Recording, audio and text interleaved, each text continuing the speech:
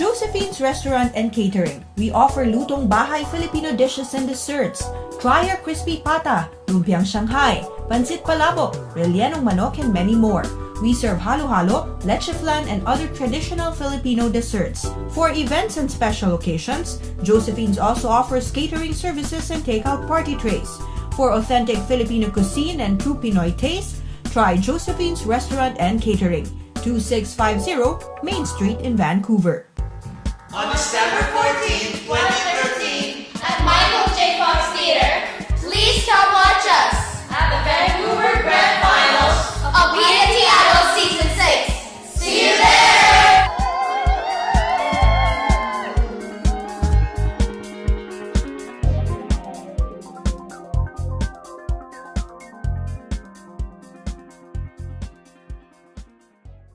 Balitang Vancouver is brought to you by Brayfort Media Group.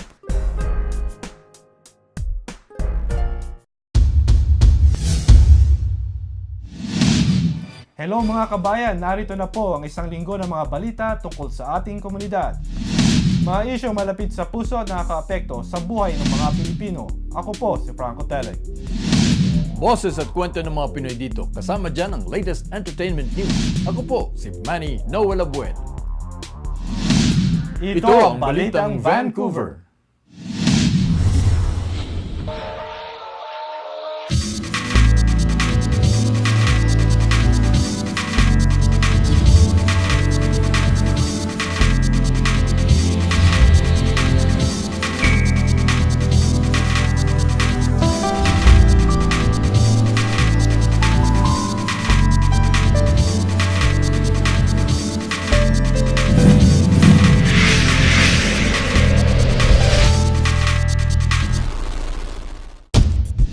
Sa Balitang Vancouver ngayon, British Columbia may pinakamataas na child poverty rate.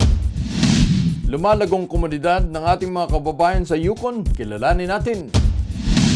Kampanyang fundraising patuloy na pinangungunahan ng Brayfort Media para sa mga biktima ng super bagyong Haiyan. Ayon sa First Call BC, Child and Youth Advocacy, nangunguna ang British Columbia sa may pinakamataas na child poverty rate. Alamin natin sa report na ito. Sa research na pinangunahan ng First Call BC Child and Youth Advocacy kasama ang Social Planning and Research Council of BC o Spark BC ay napatunayang aabot ng may 153,000 na mga kabataan sa British Columbia ay nabubuhay sa labis na kahirapan. Dito kritikal ang tunay na living wage para sa mag-asawang may dalawang anak na pareho nagtatrabaho ay dapat na nasa $19.62 bawat oras. The first modern iteration of the living wage happened in Baltimore in 1994 because in the US the concept and the appearance of working poor, people who are working full-time but still living in poverty, hit the US before it hit Canada. But in the last decade or so it's become more prevalent in Canada that more and more people are working but not making enough to make ends meet. So the organisation that I work with, First Call, looks primarily at children's rights and children's well-being, and we produced the Child Poverty Report Card, which looks at how many children are living in poverty. And one thing that we noticed was more and more children living in poverty have parents working full-time. So at the moment, it's 43% of children living in poverty in BC have parents working at least one job full-time, full year. So we borrowed the concept from what people in the US were doing, looking at, well, you need to earn enough when you're working to be able to look after yourself and your family. Ang konseptong living wage ay kilala sa buong mundo at patuloy na isinusulong sa lahat ng antas ng pamahalaan. Sa katunayan, bukod tanging City Hall ng New Westminster ang kumilala nito na isinabatas ang living wage. Nakikipagtulungan rin ang First Call sa mga pribadong kumpanya. Well, the living wage is a very simple concept. It's the wage that a family needs to be able to cover their basic expenses within the community they live.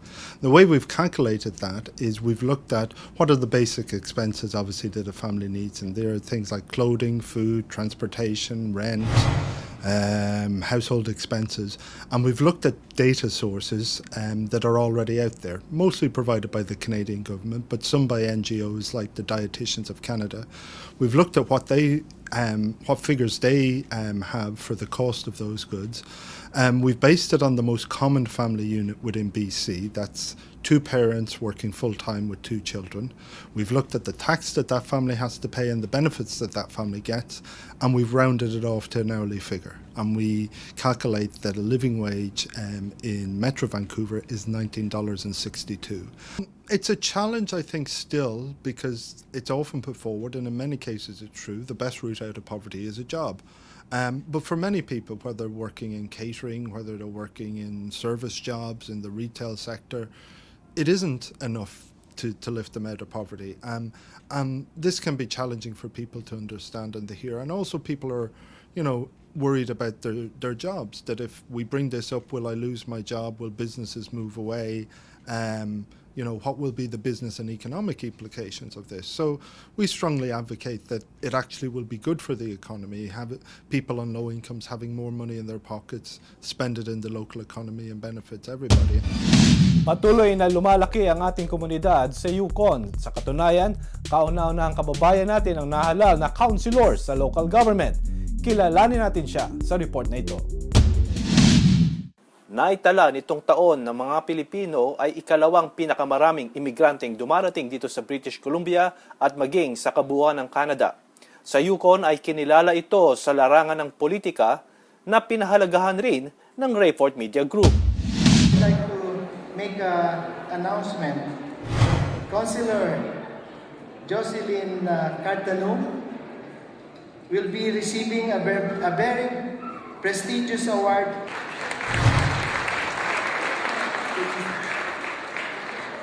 The Maharlika Award 2013 as one of the most outstanding Filipino-Canadian for her community services and for her election last year as she became the first Canadian of Filipino heritage to be elected in the Yukon Territory.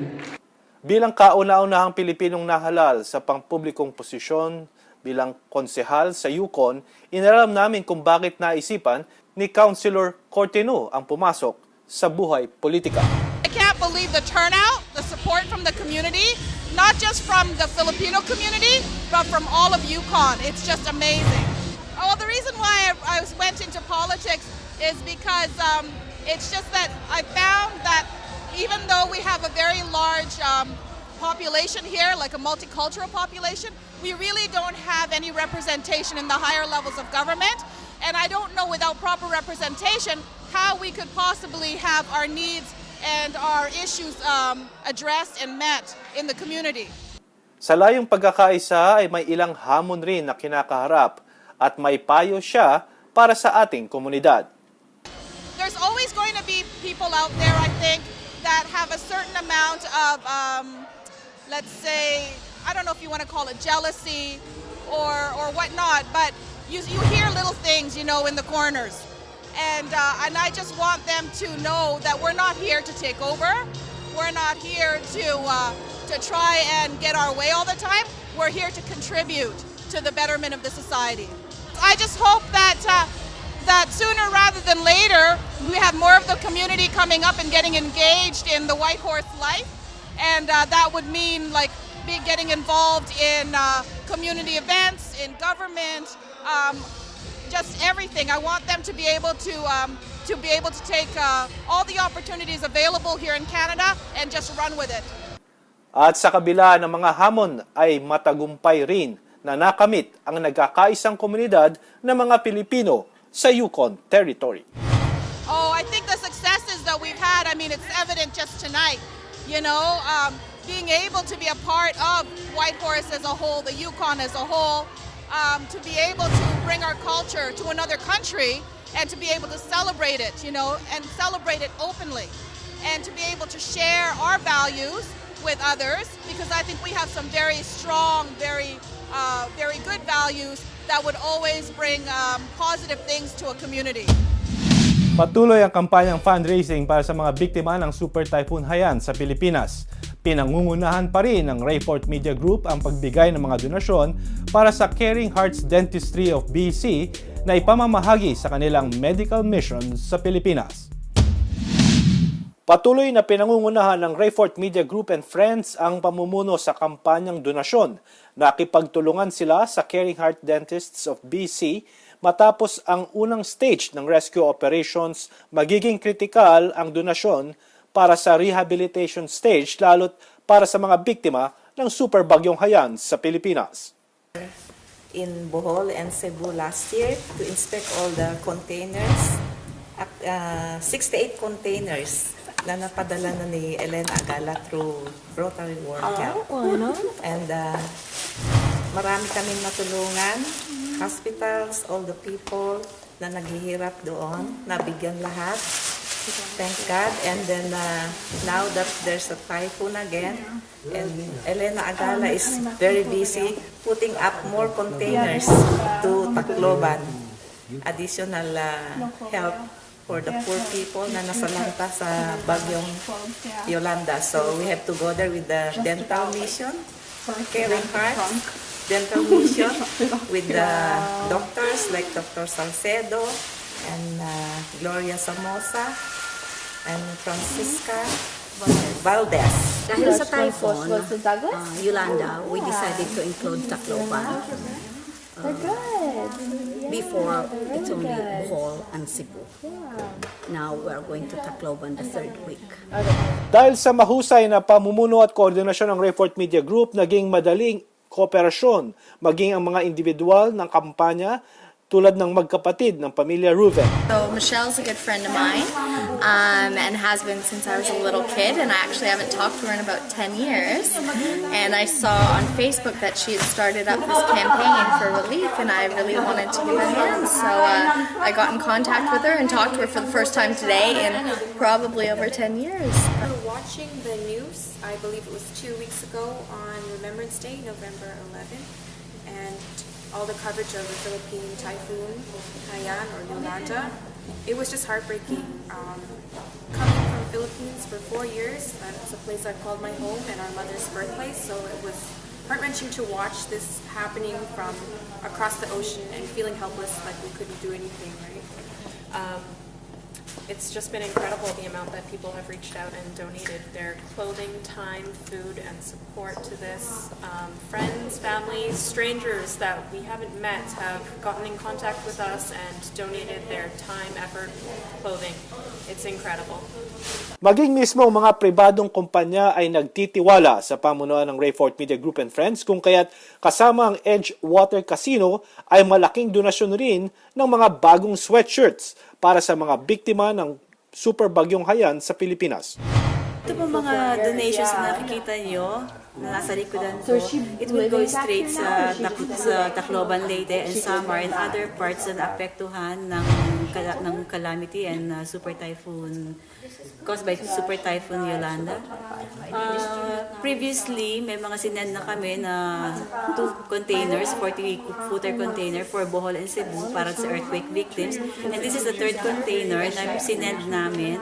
But this one is exclusively for the Yolanda victims, for the typhoon victims. Kung kaya't gano'n na lamang ang laki ng pasasalamat ng Rayfort Media Group and Friends Caring Hearts Dentists of BC at ng maraming individual initiatives na siyang nagpapasalamat at nagpamalas ng patuloy na suporta, pagtitiwala, pagtutulungan at pagkakaisa para sa ating mga kababayan sa Pilipinas. Malaking pasasalamat po namin at nakapag-ipon kami ng mga more than 30,000 para may donate natin sa Pilipinas, sa biktima po ng Super Typhoon Haiyan. Papasalamat po kami kay Michelle and Catherine Van Rugen na magkapatid. Sila po ang nag-initiate nito na mungolekta sa mga kaibigan nila. At pati nga ho sa Edgewater Casino, umabot dun sa kanila. Kaya nagdala po sila dito ng mga 50 boxes of brand new hoodies and pants. Richmond Chinese Community nag-fundraising sa Continental Seafood House. Alamin natin ang highlights. Patuloy ang mga fundraising para sa mga biktima ng bagyong Haiyan at hindi nag-aksaya ng panahon ng Richmond Chinese Community kung saan ang perang nakolekta ay para sa Canadian Red Cross, Lions International at World Vision Canada. Mula sa Continental Seafood Restaurant sa Richmond, Sa kabila ng kalungkutan at pakikiramay, nagkaroon ng silent auction at may entertainment program na hatid ng mga miyembro ng Filipino at Chinese community.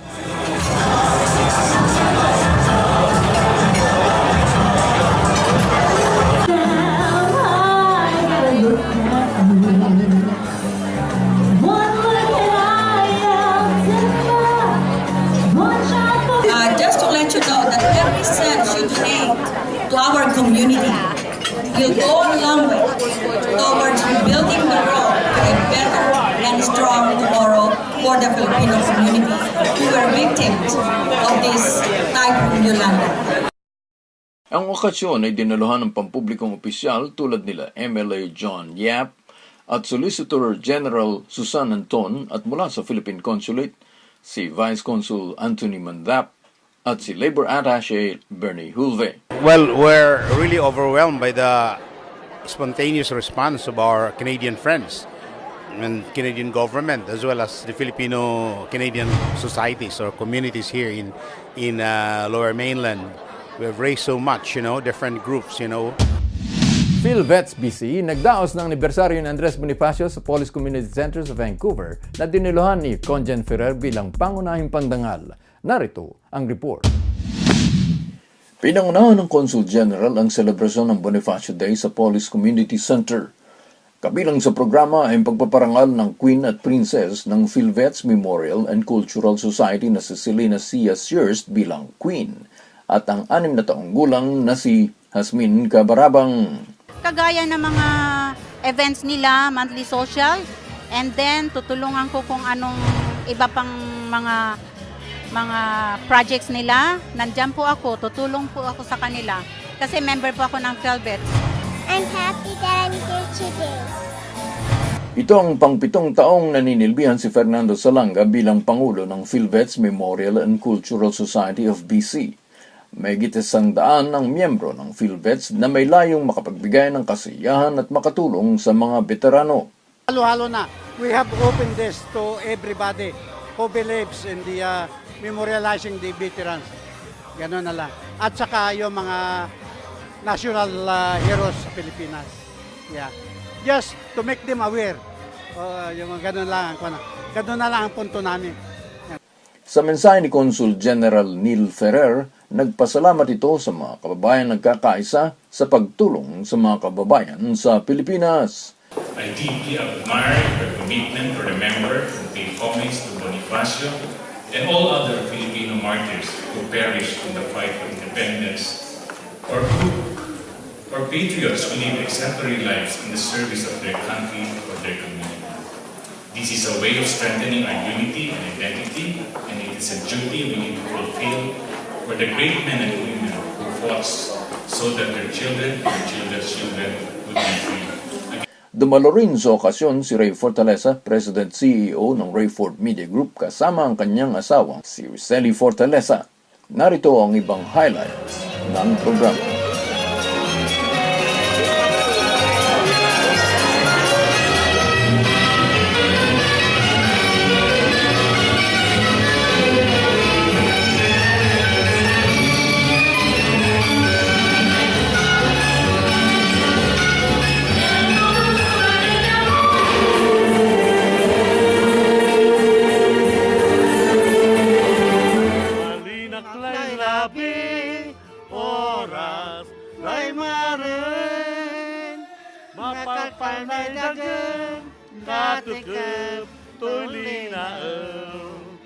Samitlay kugip ko, binangunan ng kantapon. Kaput sa'y linggas mo, sikan-sika ang mamayuan. MLA Mabel Elmore nanguna sa fundraising campaign sa Fraserview Hall, Vancouver. Migrante BC, isa sa mga tatanggap ng donasyon para sa mga biktima ng Typhoon Haiyan. Narito ang report. Pinaabot ni MLA Mabel Elmore ang pakikiramay at panawagan ng tulong suporta para sa mga biktima ng bagyong Haiyan. Here from Vancouver, British Columbia, Canada, our love for the people of the Philippines from our hearts. Our blessings, our prayers, our goods, our best wishes, donations to the Philippines. Thank you to our friends for showing that solidarity. And also, we'd like to continue to work. And for the Filipino community, it's a challenge to us. What more can we do? Not just to fundraise, but to deal with the long-term impacts, climate change, and some other issues. So that's ahead of us. Friends, there's a saying, one light, one candle can light 1,000 candles. And it does not diminish your one candle. Each of us is that one candle. We can light so many more candles, and it's just to our benefit. Tatlong organisasyon na kinabilangan ng Global Medic, Oxfam Canada at Migrante BC ang tumanggap ng mga donasyon. Nasiyahan at nagpasalamat si Eri Maestro, pinuno ng Migrante BC at sa lahat ng tumulong sa kampanyang fundraising. To work for the promotion and protection of migrant workers' rights and welfare. So, may mga committee yan. May committee on living caregivers, temporary foreign workers, meron kaming recreation, so may basketball na liga, at meron din kaming education workshops. So, libreng workshops na on different topics from employment standards to housing, to immigration, para maarmasan din yung mga kababayan natin na merong mga rules, no, na kailangan yung malaman para ma-access nyo yung services and programs ng Canadian society. Isa sa mga supporters ng Migrante si Dr. Leonor Angeles, isang profesor sa UBC. Migrante is one of the organizations in the Philippines that have a lot of grassroots chapters all over our provinces and regions. So they have been there since the 1980s, helping out really yung tinatawag natin na Filipino diaspora abroad, no? And they're connected with the even bigger network called Bayan Philippines, at ito na nga kanilang disaster relief operations na ang tawag ay Balsa. So you have seen Eri Maestro make an appeal for the network that they have, and so I believe in the network that they have set up in basically filling up the gaps that, you know, naman in the Philippines, the need is so enormous, no? Na any help we can do from the church, from the schools, from civil society organizations like Migrante, like so many organizations, our barangay leaders, for example, you know, they are all working together for the relief efforts. Base.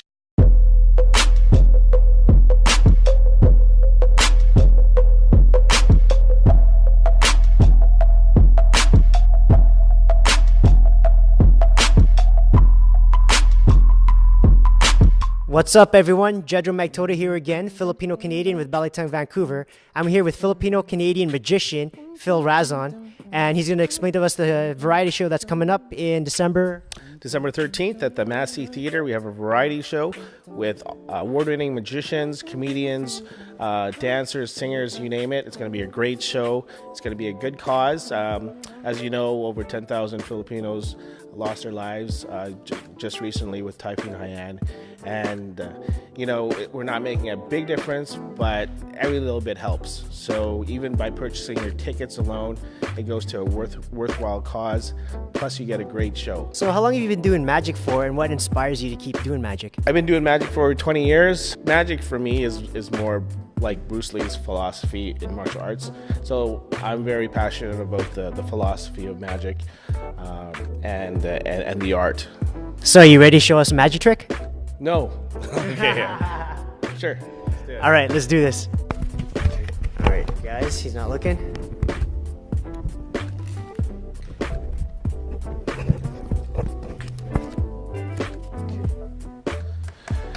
Do you have a $5 bill that I could borrow? I think I do. I'm gonna make this $5 $5 bills right here. Disappear. Okay. Just gonna hold it once.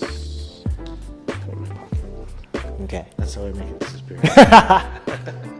Hey, my $5 is gone, right? You know, you picked the card, right? Yeah.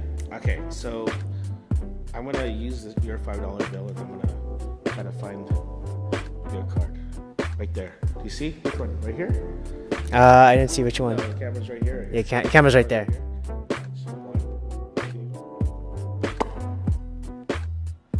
Okay, that's a card. Card. That's a card. And what was your card?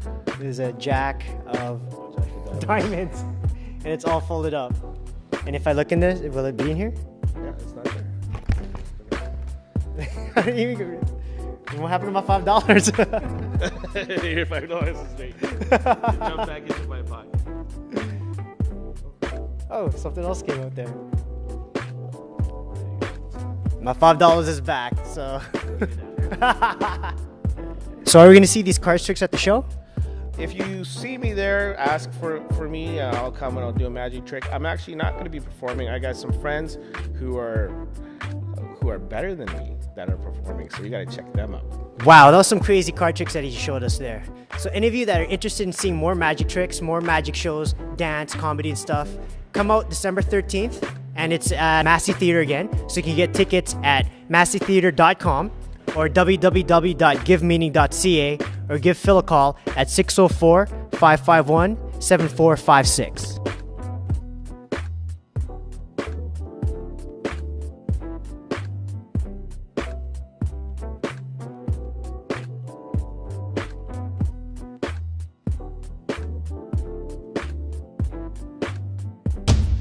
Mga kababayan, 15 araw na lang po at Pasko na. At dito po nagtatapos ang aming programa. Samahan niyo po kaming muli sa susunod na linggo para sa latest news ng Pinoy dito sa BC. Ako po, si Manny Noel Abuel. Ang komunidad na nagtutulungan di po nalalayo sa kaunlaran. Ako po si Franco Telek. Ito ang Balitang Vancouver. Yan, Pasko na. Direct, Merry Christmas na. Ang pamaska namin.